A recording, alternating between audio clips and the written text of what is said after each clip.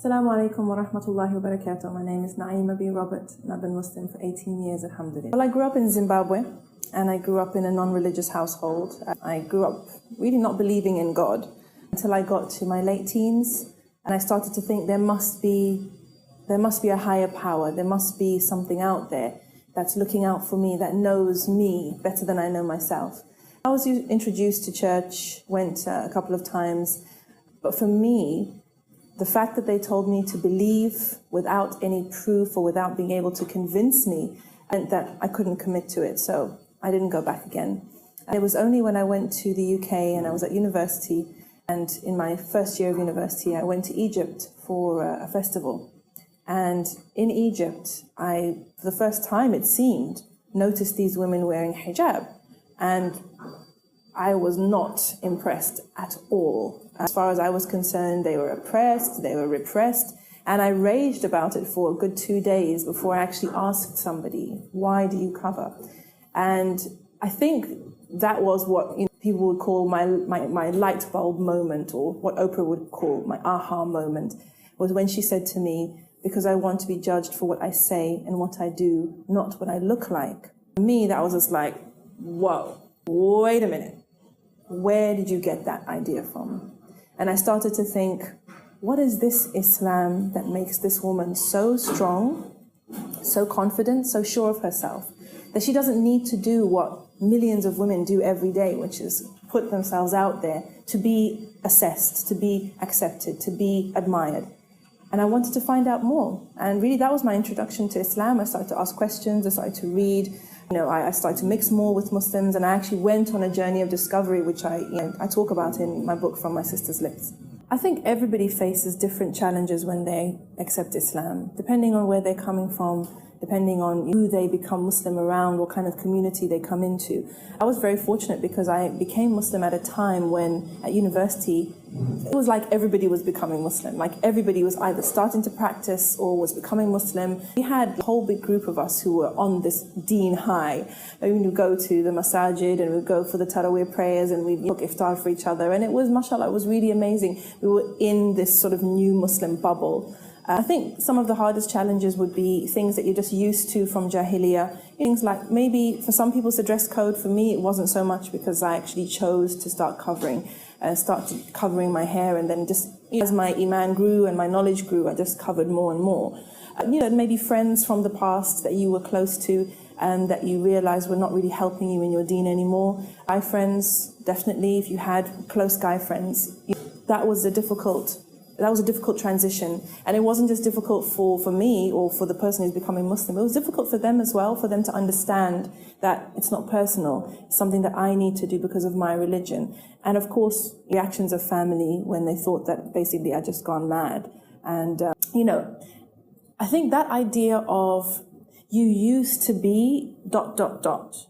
You used to be so much fun. You used to be so cool. You used to be so clever. You used to be so ambitious. You used to be. And then you became Muslim.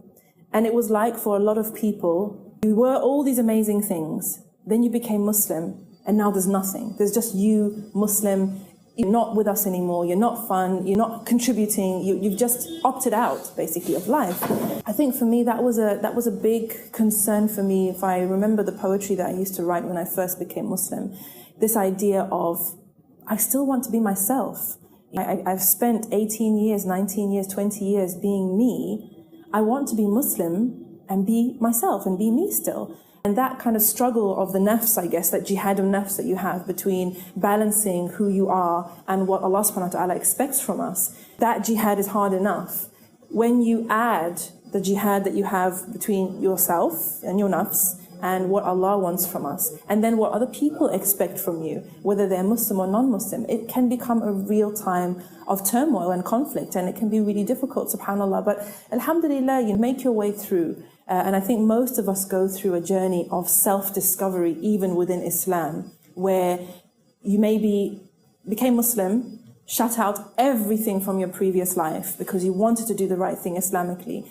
And then alhamdulillah, after a while, you get used to being Muslim in a way, and you find your feet, and you get a better understanding, I think, and you realize that not everything that you were before was haram. Not everything that you were before or loved before was something that you had to abandon. And so you start to reincorporate into your life the things that were important to you, the things that you were good at, but now it's in a halal context, and now it's in an Islamic context. Now it could even be ibadah, if Allah subhanahu wa ta'ala accepts it from us.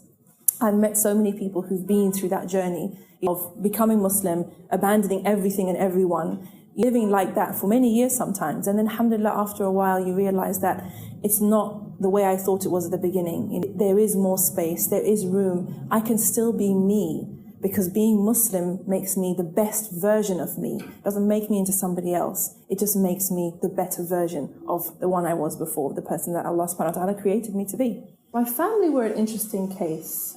My mother, who was a Christian, was happy that I had found God. She was quite pleased about that. My father was an atheist, and he was one of those people who felt that you used to be so amazing, you had so much potential, you were going to do great things in the world. And then now you're Muslim, you've given up on everything. You're going to marry some man and we're never going to see you again. There was a lot of pressure, I think, on that side to prove him wrong in a way. Alhamdulillah, he's now, mashallah, one of my greatest supporters. But I think with the family, it really was, they felt it was a rejection of who we were as a family and who they had expected me to be and who I had been. So it was tough. I mean, my sister, mashallah, she was very supportive. But, we had members of the family who considered me a pariah and just thought that I was a write-off, basically. Alhamdulillah, these things take time sometimes, and people need to see you finding your feet within this new path. When you get married, you start having children, it becomes normalized in a way. And also you as well, you change. You were first Muslim, you want to tell everybody about this amazing deen, and you want to convince everybody this is the truth, you should all be on it, you should all be Muslim, and if you're not Muslim, you're going to hellfire. And so a lot of reverts find themselves in a situation where they alienate a lot of their family members because they're like going in hard. And it takes a while for you to realize that that's probably not the best approach, and you need to have a lot more hikmah, a lot more wisdom when you're dealing with people. And remember the love. Remember what it means to be family. Remember what it means to have love for your family members and have that relationship with people in your family without compromising your religious principles. As far as family is concerned, for some people it is their biggest test. As I said, I was in a bubble. I was away from home. I was away from everybody. I was in university. When I first became Muslim, I wasn't affected so much. Stuff that I would hear secondhand. But, as the years go by, it can be very, very difficult. And it is something that you struggle with. But you just make dua, and you continue to make dua that Allah subhanahu wa ta'ala keeps you guided, and that He guides and opens the hearts of the people around you, and that you, through your actions, through your attitude, through your behavior, can actually be effective da'wah to these people around you and these people that you grew up with. And if, at the very least, change their perceptions of what it means to be Muslim, and inshallah even open and soften their hearts to the message of Islam. Writing came by surprise. I always enjoyed writing when I was younger, when I was a teenager, but I never thought of it as a career or something that I would do as an adult.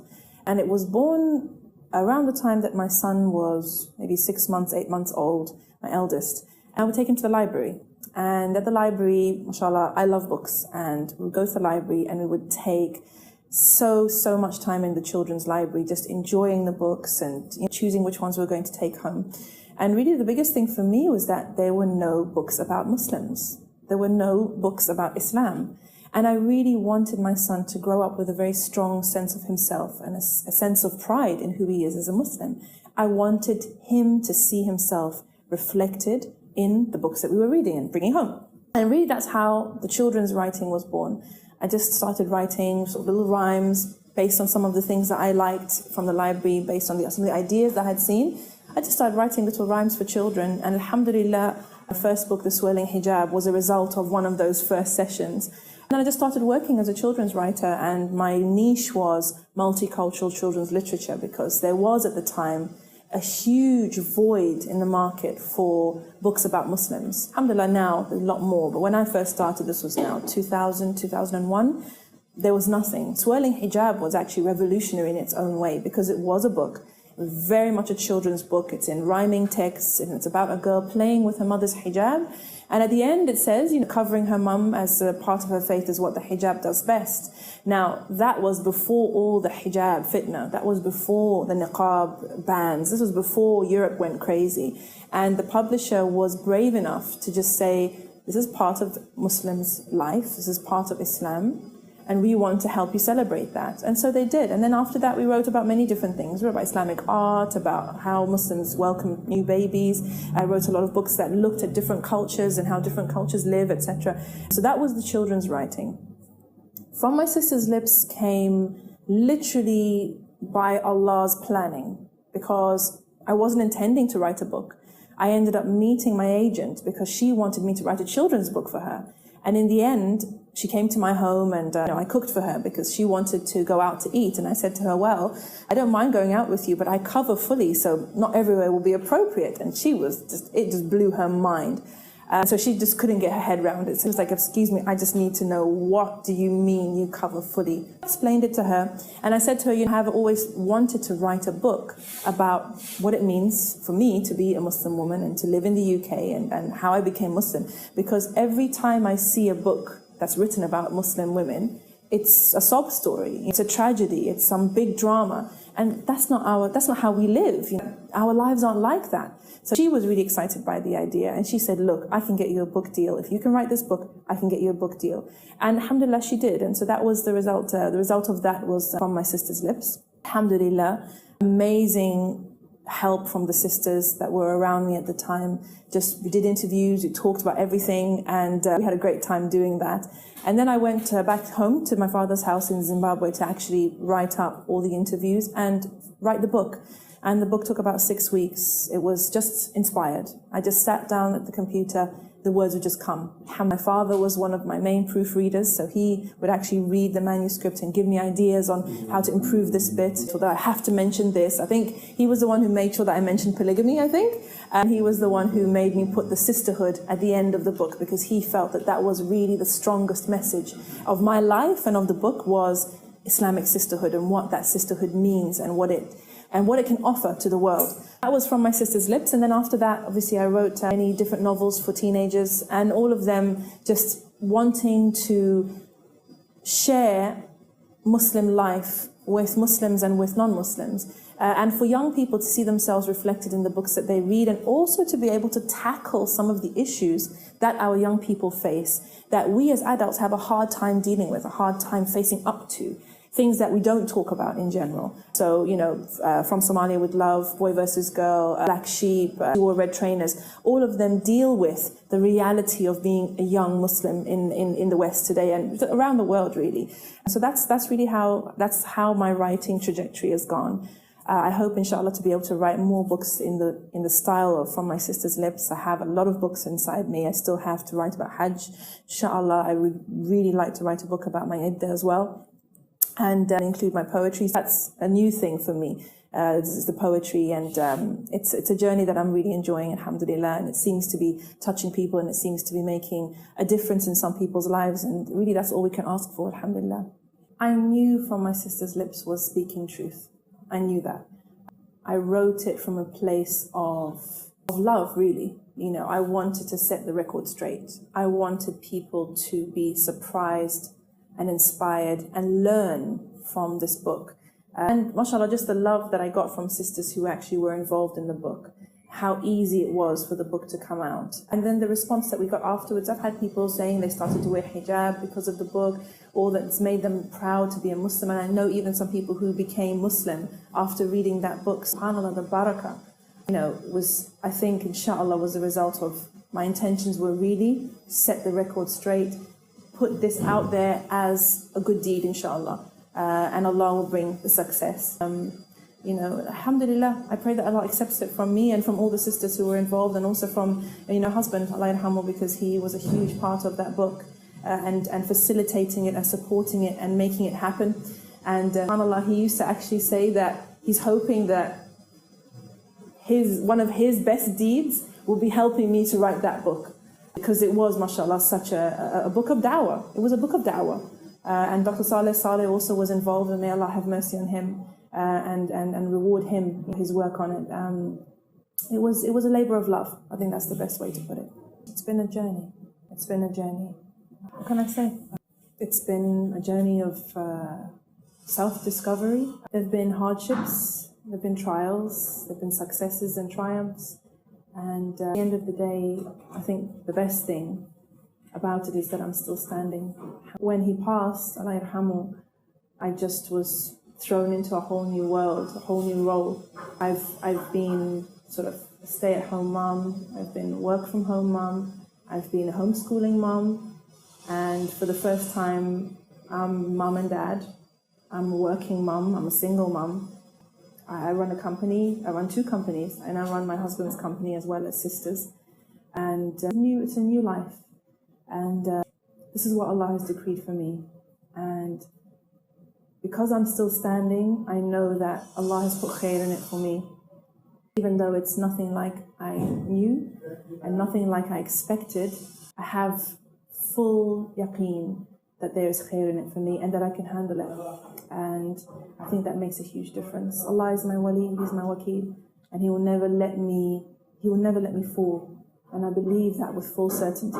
And so even when the tests come, even when the trials come, even when it feels overwhelming, I know that He is there and that He's willing me to pull through and that He will not let me fall and that He'll catch me. I think one of the things that I would say to, mashallah, every sister that's out there is keep your head up.